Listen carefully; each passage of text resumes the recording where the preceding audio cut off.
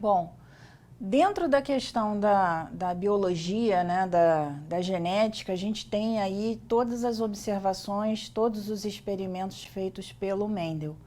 Né? Embora a gente tenha registros anteriores, né, do Hipócrates, do Aristóteles, a gente ficou aí com um gap considerável até que a gente teve acesso, né, aos registros referentes aos experimentos do Mendel, tá?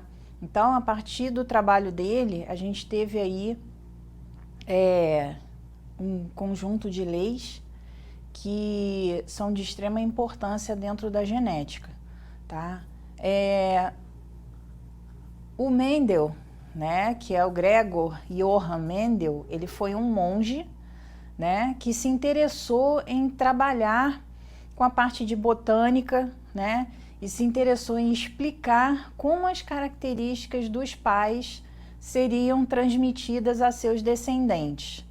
Né? Então ele realizou as suas pesquisas sobre hereditariedade, né, com uma espécie de ervilha, tá? E ao fato dele ter escolhido a ervilha, as vantagens que ele teve com isso foram o fácil cultivo, né, a produção de uma grande quantidade de sementes, o ciclo de vida curto, né, consequentemente os experimentos poderiam ser mais curtos, as características contrastantes, né, e de fácil identificação. Então você pode ver a questão da cor ser diferenciada, a textura da semente, a cor da casca, enfim, tá? Então ele teve sucesso nesse tipo de pesquisa, né, graças à sua análise, né?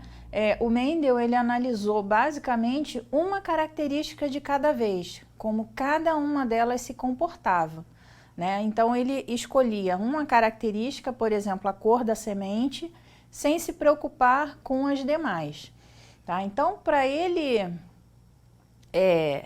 poder fazer esse estudo, ele tinha que ter certeza de que as linhagens com as quais ele estava trabalhando eram puras, né? Porque se ele não tivesse certeza disso, quando ele observasse as próximas gerações, né, quando ele tivesse os resultados da sua pesquisa, ele não teria segurança em afirmar, né, que aquelas observações foram feitas a partir de dois indivíduos que pertenciam tinham um determinado genótipo, tinham uma determinada característica, tá?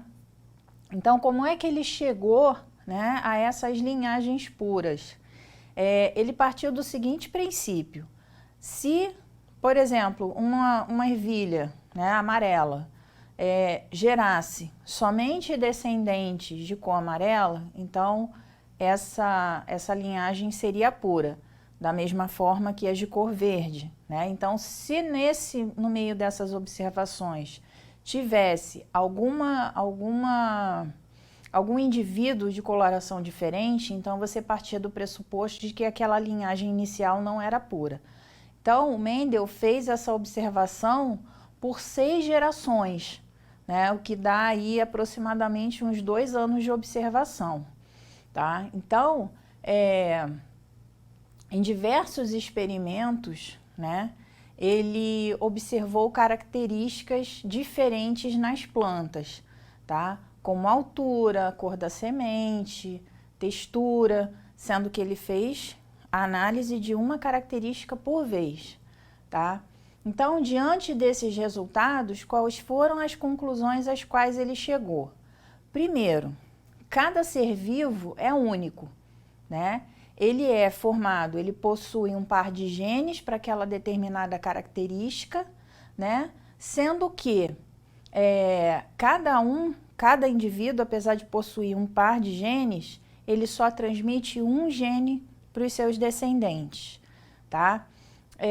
As características hereditárias, elas são herdadas, metade do pai, metade da mãe, né? Ou seja, um gene do pai, um gene da mãe, para fazer o par, né, de alelos, o par de genes. E, finalmente, os genes são transmitidos, os caracteres, né, são transmitidos através de genes, tá? Inicialmente, quando o Mendel começou a trabalhar com as ervilhas, quando ele começou esses experimentos, ele não usava o termo genes, ele usava o termo fatores, tá?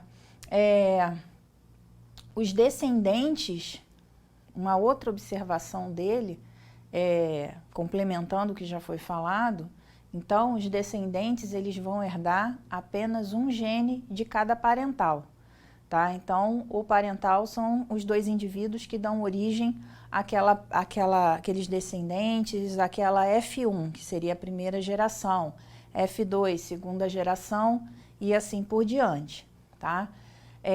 Com isso, né, a gente chega àquelas duas principais leis da genética, né, que seria a primeira lei de Mendel, que é a lei da segregação, né? Eu tenho descendentes que recebem um alelo do par de genes que determina uma característica, tá?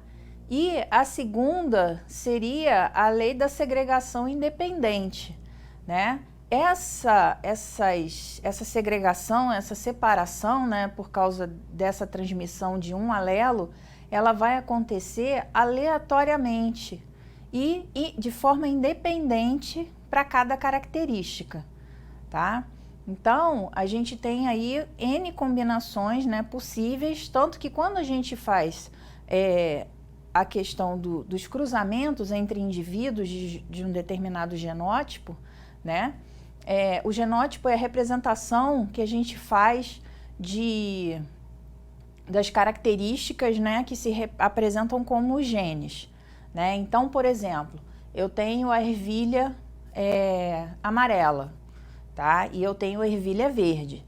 Eu sei que o caractere cor amarela é dominante sobre o caractere cor verde, né? O que seria isso?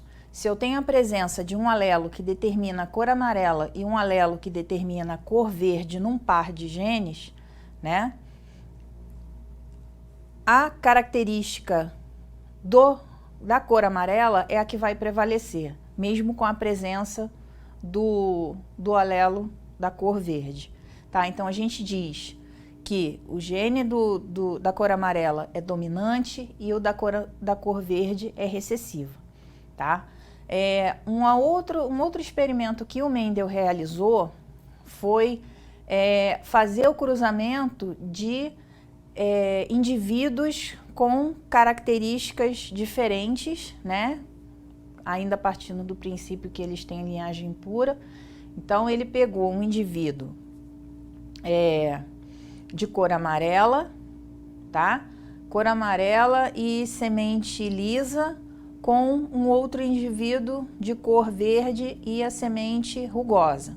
Então ele vai ter o seguinte genótipo: ele é Vzão, Vzão, Rzão, Rzão, para amarelo e liso, e Vzinho, Vzinho, Rzinho, Rzinho, para verde e rugoso. Mas por que, se o gene que determina a cor amarela é dominante, por que não A?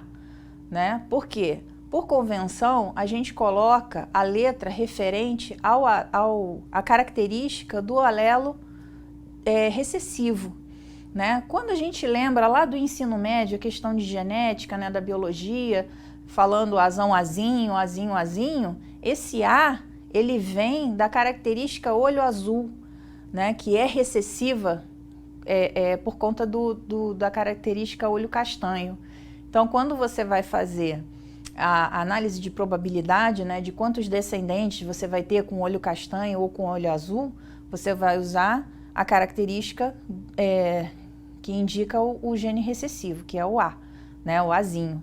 Então, da mesma forma, o Mendel fez quando a gente faz a transcrição para genótipo, a gente vai também utilizar dessa forma.